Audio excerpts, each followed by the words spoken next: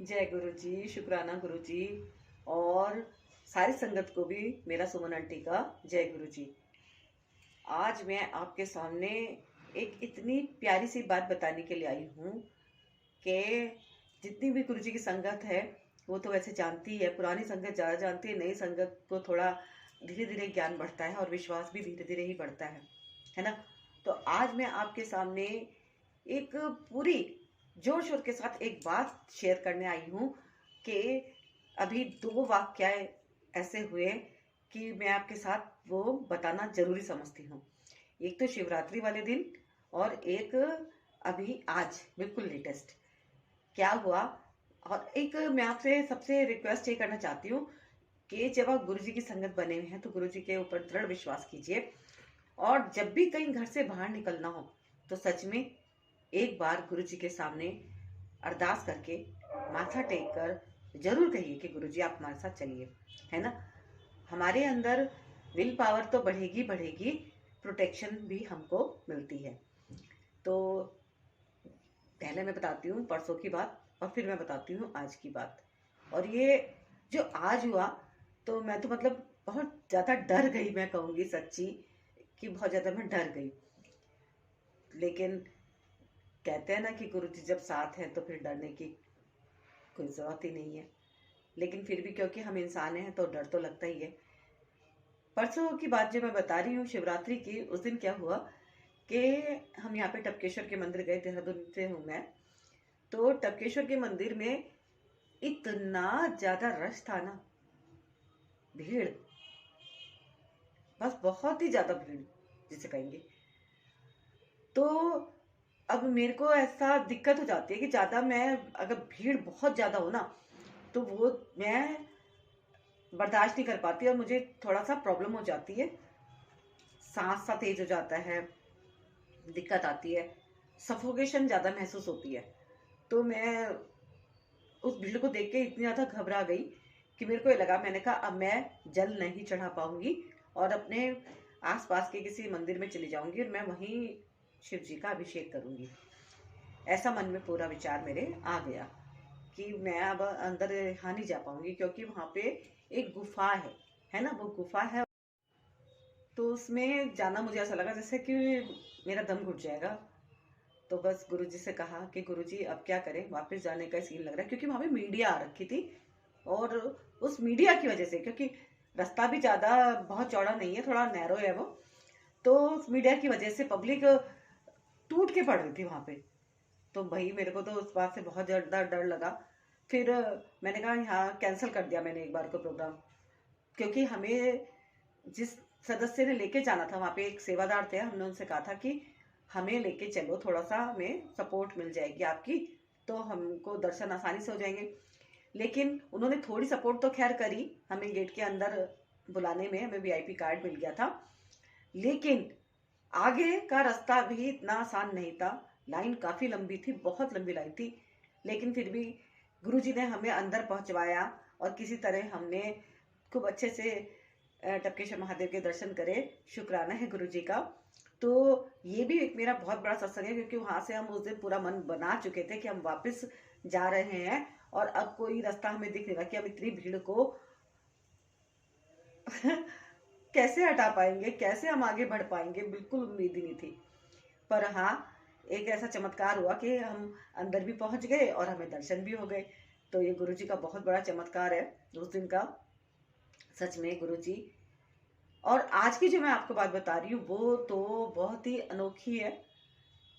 अनोखी क्या, प्रिकॉशन लेने वाली बात है। सच बात तो यह है कि मैं बहुत डर गई थी और ऐसा नहीं करना चाहिए जैसा हमारे साथ आज हो गया। तो ये आप सब लोगों के लिए, क्या पता गुरुजी किस लिए मेरे से ये सत्संग बुलवा रहे हैं, ताकि कुछ लोग, आप जो संगत जी हैं, ब्लाइंड फेथ किसी पे नहीं करना और एकदम से ट्रस्ट नहीं करना किसी के ऊपर भी, और थोड़ा सा अपने विवेक से काम लें, है ना। क्योंकि मेरे को अचानक से हुआ कि मैं इस पे एक सत्संग शेयर करूं, तो हो सकता है गुरुजी ने मेरे को एकदम से बोला कि भाई, मेरे दिमाग में आया कि मैं इस पे वीडियो बनाऊं आज के आज ही, क्योंकि हो सकता है कल तक मेरे दिमाग से स्लिप हो जाए। आज क्या हुआ कि अमावस्या पे मैं यहाँ पे डोईवाला में एक गुरुद्वारा है, वहाँ जा रही थी। और सुबह मैं यहाँ से निकली, 10 बजे के करीब निकली, मैं अपने घर से अपनी बेटी के साथ निकली। और वहाँ पर हम गए, बस से ही गए।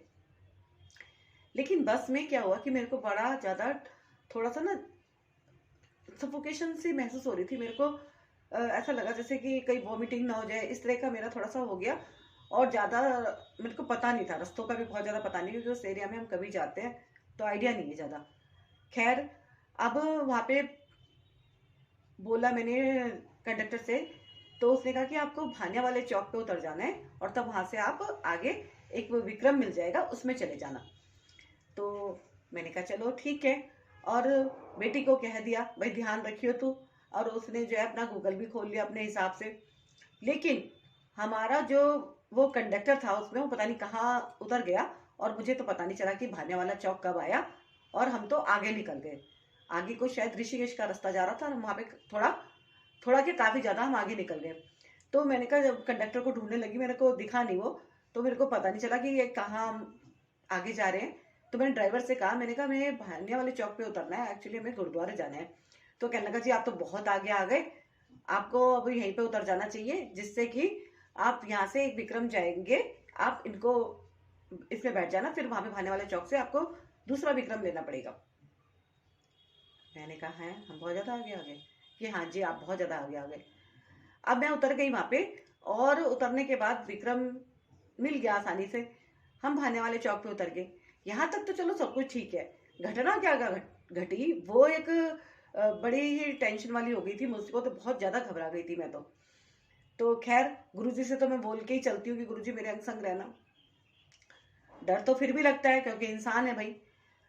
अब वहां पे जो विक्रम था, मैंने उससे पूछा, मैंने कहा आप वहां पे चलोगे गुरुद्वारे, नुन्नावाला के गुरुद्वारे। तो वो कहने लगा कि कितनी सवारी हो। मैंने कहा बस हम तो दो ही हैं। तो कहने लगा कि ऐसे तो मैं दो को नहीं लेके जाऊंगा, जब ये पूरा भर जाएगा मैं तो तभी चलूंगा। तो मैं और ज्यादा टेंशन में हो गई। मैंने कहा ये तो अभी बिल्कुल लग ही नहीं रहा। आधे घंटे तक भी इसकी अगर सवारियां नहीं भरी तब तक भी ये जो है आधे घंटे बाद भी बोल देगा कि ये तो अभी मैं तो भर ही रहा हूँ, जब तक ये फुल नहीं भरेगा तब तक मैं जाऊंगा नहीं। अब मेरे दिमाग में क्या आया कि वहां से एक बस जा रही थी हरिद्वार की। मैंने कहा चलो इसमें पूछ लेती हूँ कि अगर ये हमें छोड़ दे तो। मैंने उससे पूछा, बस वाले से। तो कहने लगा जी ये नुन्ना वाला गुरुद्वारे नहीं जाएगी, आप विक्रम में ही जाओ। अब विक्रम वाला जाने को तैयार नहीं, और कोई हमें ले जाने का प्रबंध नहीं हुआ। अब हमने सोचा कि अगर पैदल जाएंगे तो भाई बहुत दूर है, कैसे चल पाएंगे, धूप भी आज बहुत तेज हो रखी थी। तो ऐसा मैं करती नहीं हूँ, लेकिन आज मैंने करा।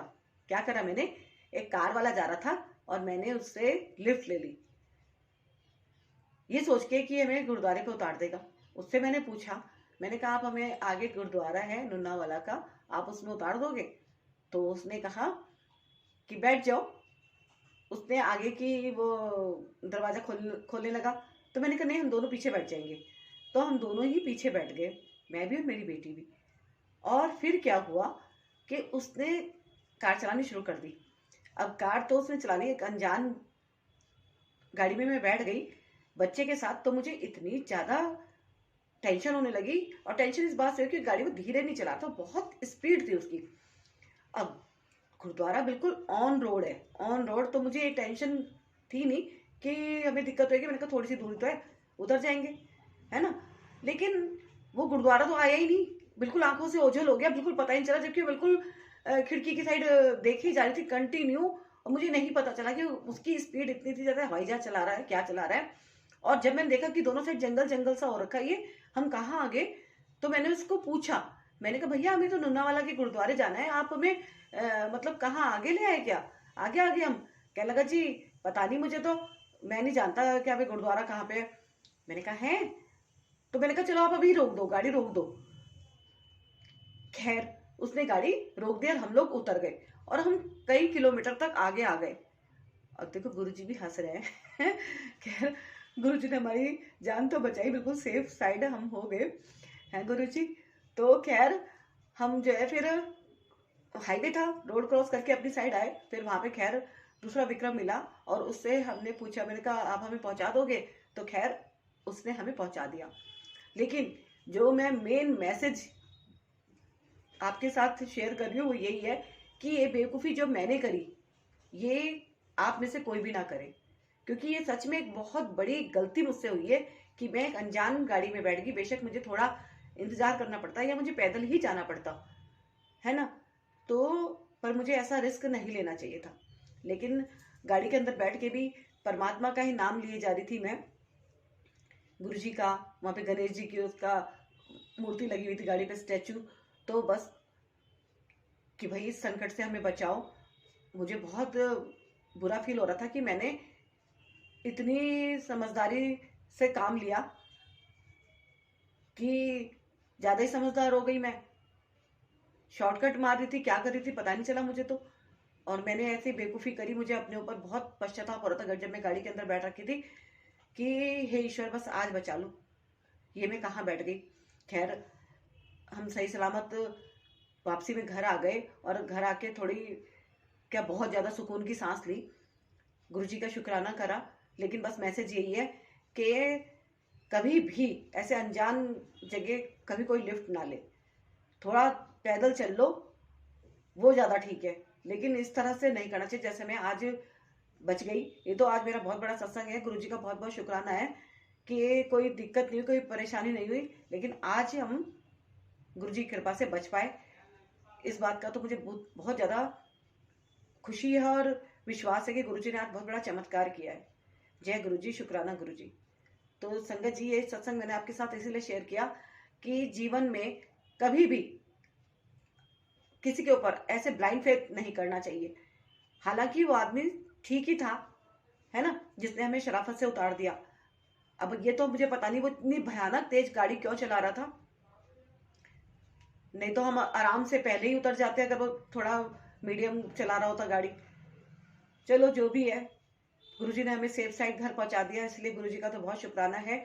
और मेरे दिमाग में ये डाला कि मैं इस वीडियो के थ्रू आपके पास ये मैसेज पहुंचाऊं, है ना।